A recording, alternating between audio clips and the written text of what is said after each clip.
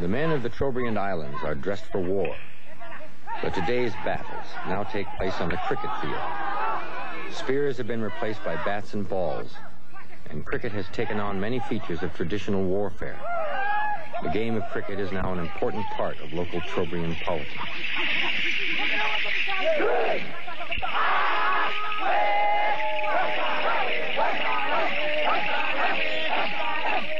It's now a game the Australians would have trouble recognizing, even though they originally brought it to these islands at the turn of the century.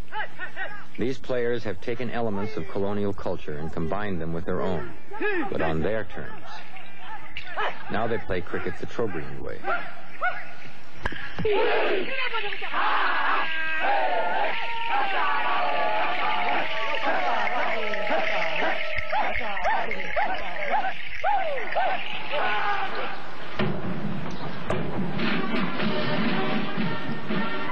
In British cricket, two batsmen take turns protecting wickets of 3 stumps from the bowler or pitcher. A run is scored each time the batsman makes a safe crisscross. A batsman is run out if the ball strikes the wicket,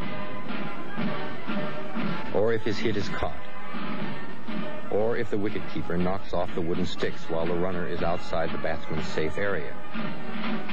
Each team has 11 players with 1 more in reserve.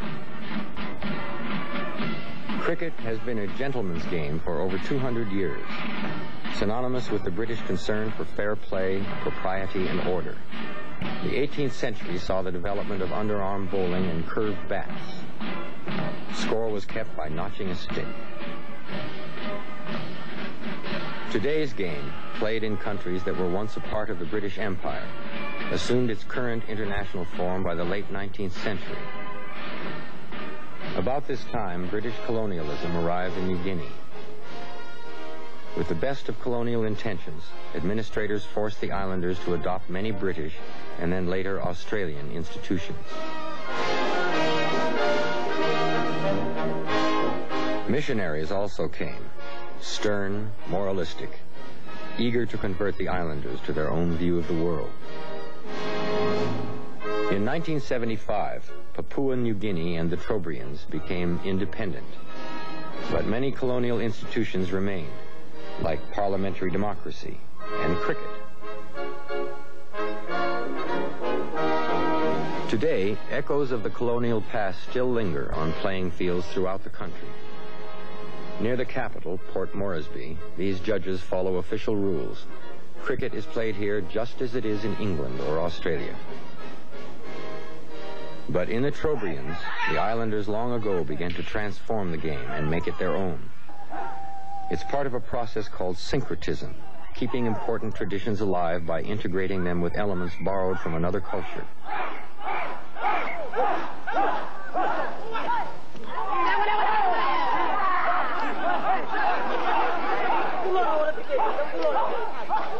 During this process, process of cultural change, the islanders borrowed from official cricket what they could use, then added chants and dances and other elements based on their own traditions.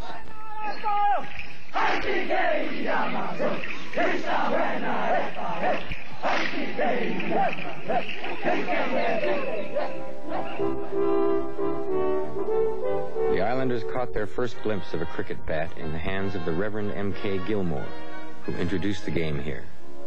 The year, 1903. A group of Fijian missionaries were among the first to bowl and bat. Among the islanders, the first players were converts to the Methodist Church. Their playing field, the mission grounds. Local political leaders describe how the game then changed.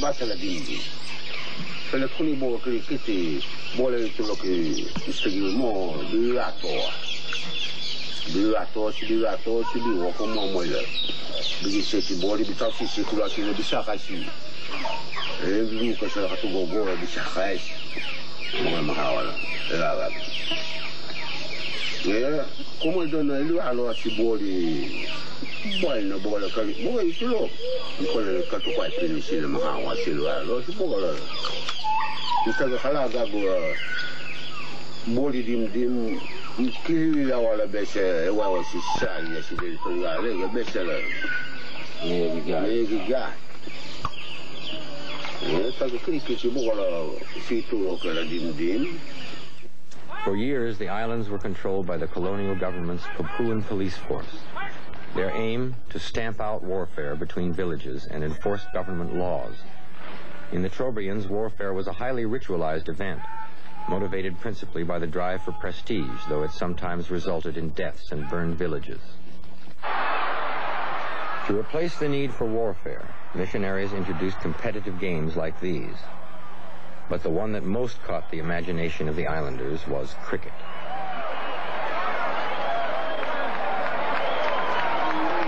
They soon brought their own dress and formations of war to the game. But since they lacked a tradition of polite, controlled competition, which is the basis of all Western sports, their games often resulted in fighting. To solve this problem, the games had to become a part of the more orderly, traditional political and economic competition that was carefully controlled by village chiefs. It wasn't long before the islanders had stopped playing by the white man's rules.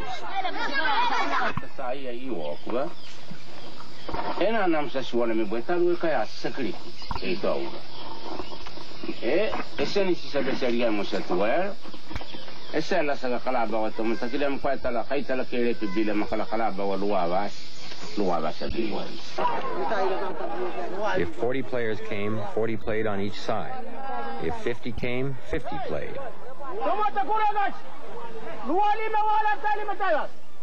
And the games took on a significance far greater than that of mere athletic contests.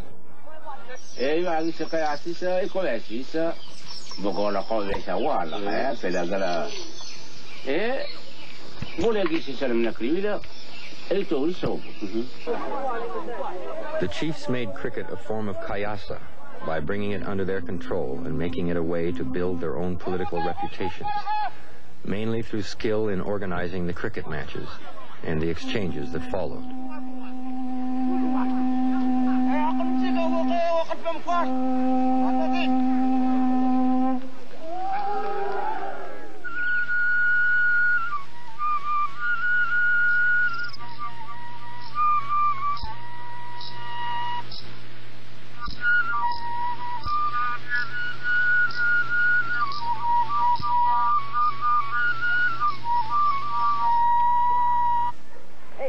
It's yam harvest season in the village of Kabaku.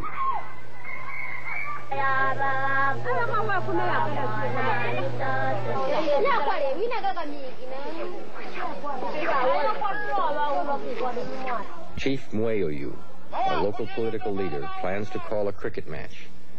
His motive, to build political power and promote his career.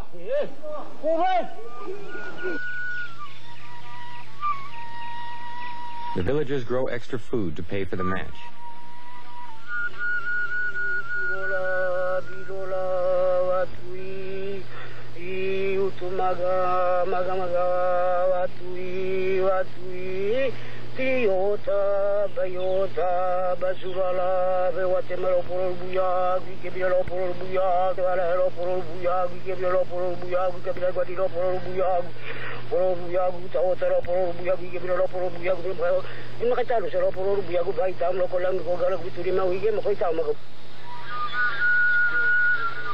When the game is over, Chief Moyoyu will give away food to both the visiting and losing team. Everyone benefits. The villagers share in his prestige, and the names of the players spread far and wide. Many other changes in the game also had to be made before it could truly become Trobriand.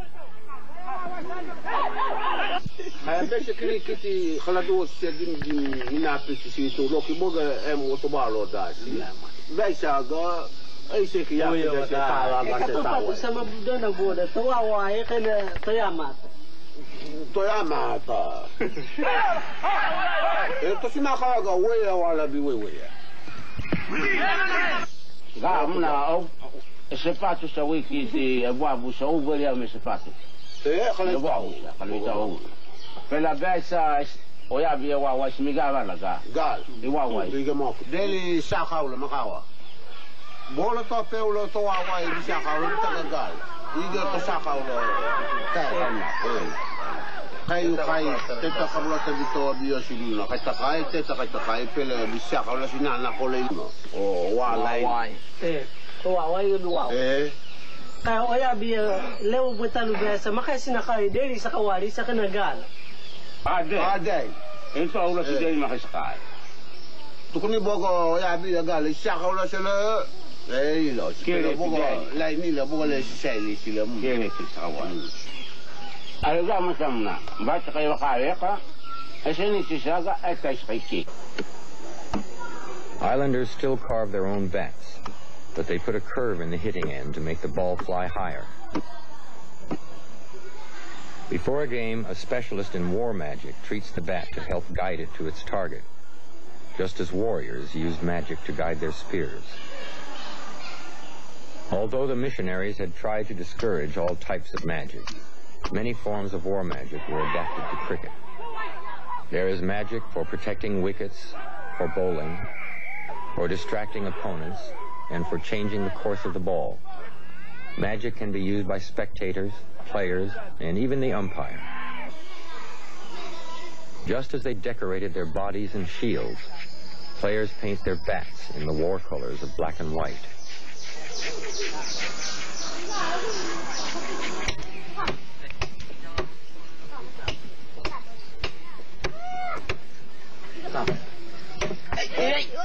The host team supplies the ball.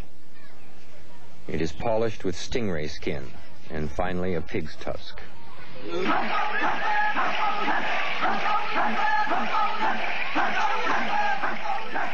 Dances and chants were key elements added to the game. In this choreographed formation, a team mocks a villager who made a fool of himself by chasing women when he was nearly blind with an eye disease. You'll see how blind we are, they taunt their opponents.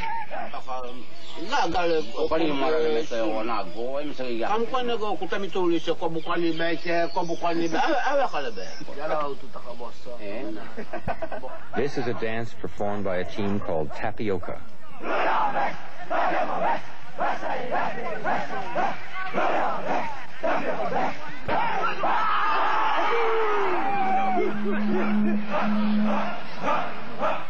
Tapioca is a common phallic symbol. Scraping it for cooking, a symbol for sexuality. Missionaries were horrified by erotic Trobriand dances and social customs, which they considered immoral.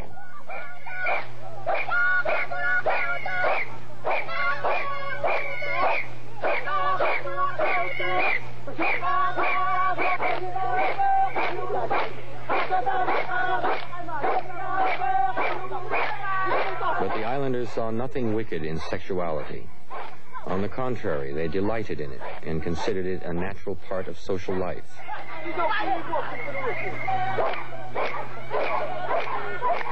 The islanders kept their dances alive by making them part of the cricket game, which had the missionaries' seal of approval.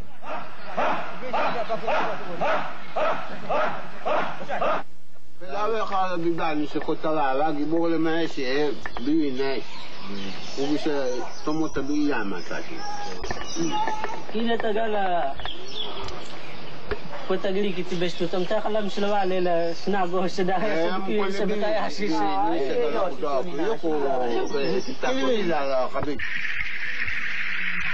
They create chants and dances around the swooping flights of birds at sea, or the rhythmic motion of paddlers.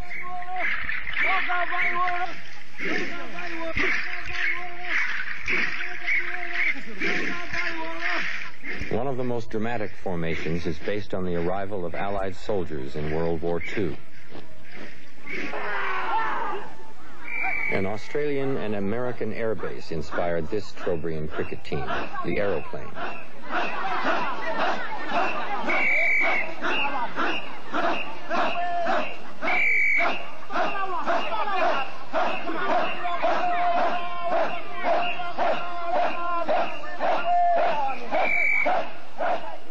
The entrance and exit dances of the Aeroplane are well known throughout the islands.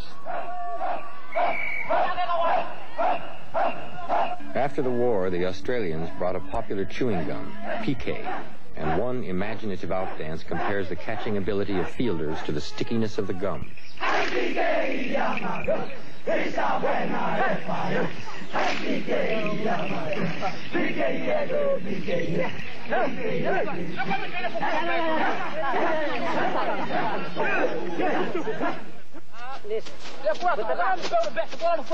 As the day of a cricket game approaches, villagers clear off the playing field.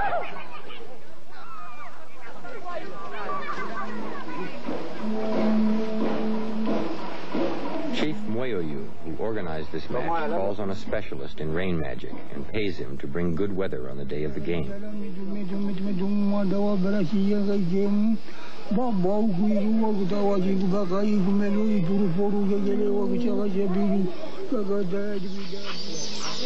The players cover their bodies with coconut oil to enhance their courage and intimidate their opponents. They wear traditional pubic shields made from the skin of a betel nut tree.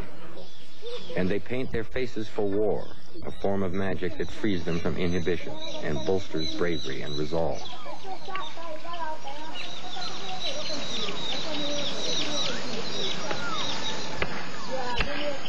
Shortly before game time, the wickets are put in place.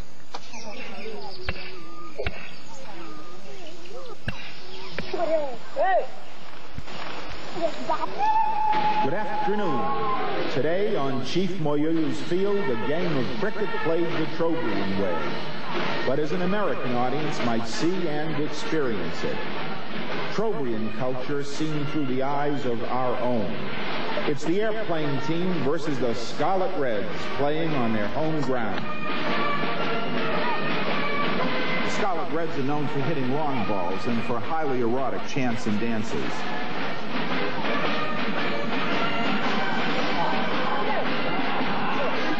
It's overcast, but the rain's holding off for now.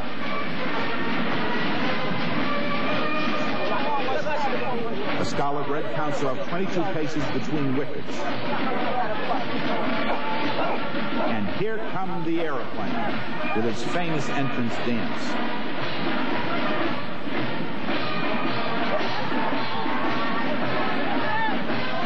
The usual palm frond will serve as scoreboard here today.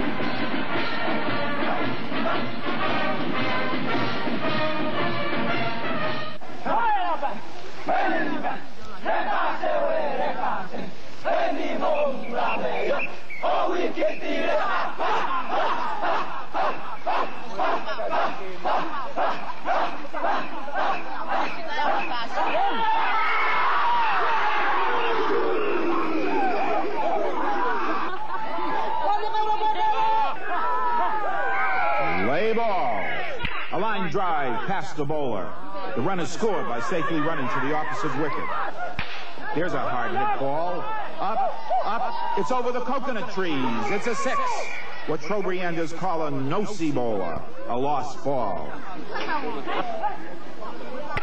Another hit, but the runner hesitates. He's out. That calls for an out dance by the airplane.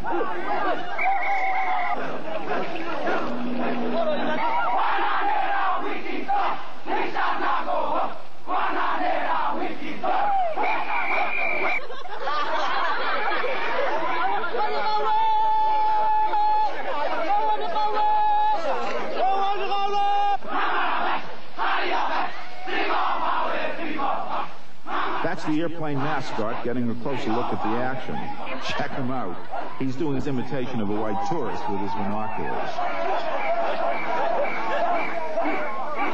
The ump sitting there in the sideline is from the batting side. He's been using magic to help divert the ball, just as warriors use magic to avoid spears. But the magic of the fielders must be more powerful today. Check that spear throwing technique.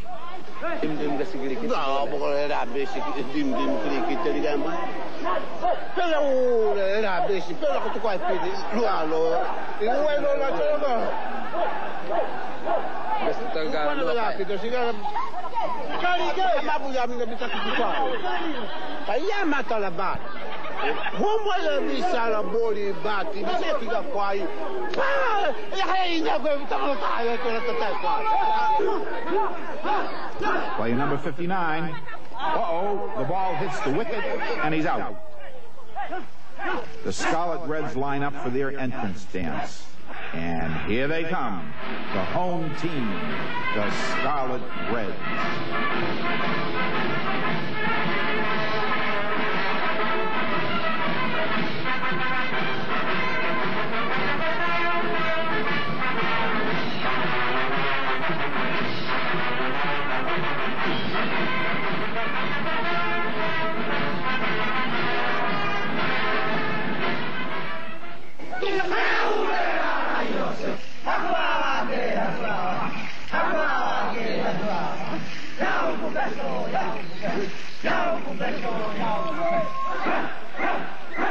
The airplanes send up their hardest hitters, which pleases the fans. They don't like defensive batting here in the islands.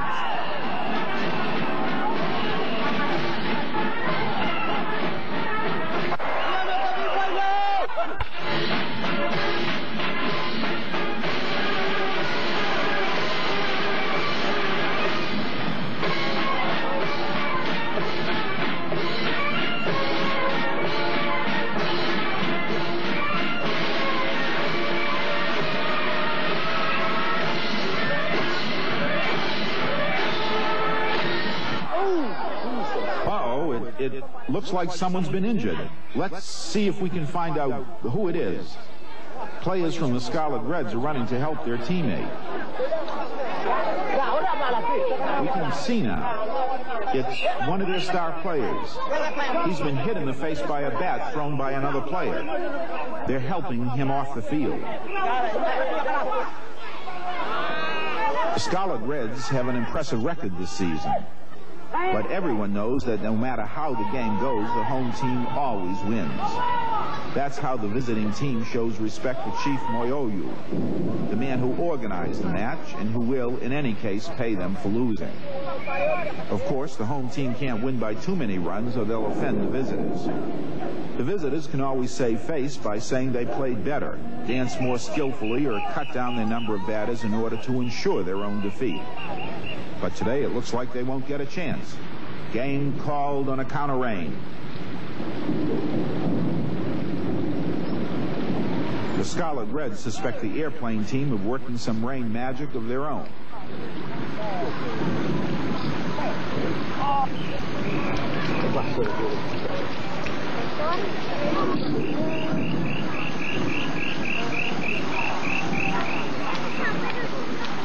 The game is over. The Kayasa competition is far from complete.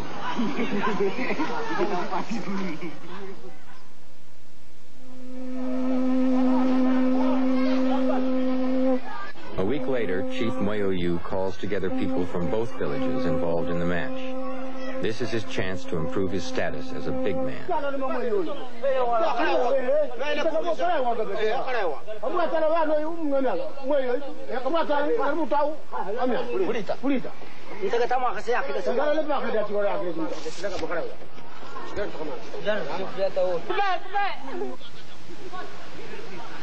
The final stage of the Kayasa process begins with the hosts presenting gifts of yams to the visitors.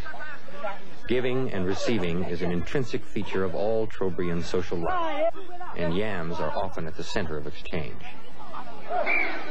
Men in these islands compete to see who can grow the most yams of the highest quality. Their prestige depends on their success as gardeners. Because this is a matrilineal society with descent handed down through the mother's line, each man grows surplus yams to give to his sisters, mothers, and other relatives. During the yam harvest, the crops are put on display. Then they are given away during ceremonial exchanges, such as this one, following the cricket match. So, in the Trobriands, the game of cricket exists in the context of the island's traditional matrilineal organization. Finally, Chief Moyoyu gives special gifts of betel nut to the outstanding players, the captain, and the umpire of the other side.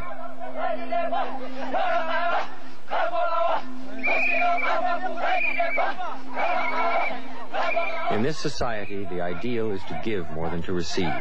The result, a friendly atmosphere within a competitive one. The cricket season continues through the harvest season, with different teams coming to play against the host team. This tradition started with a game that was imposed on the islanders by Europeans decades ago. The British and Australians wanted to make Trobriand culture a reflection of their own, to put an end to warfare, magic, and dancing. But the people of these islands managed to preserve much of their cultural identity. They took from cricket only what they wanted, and then made the game their own.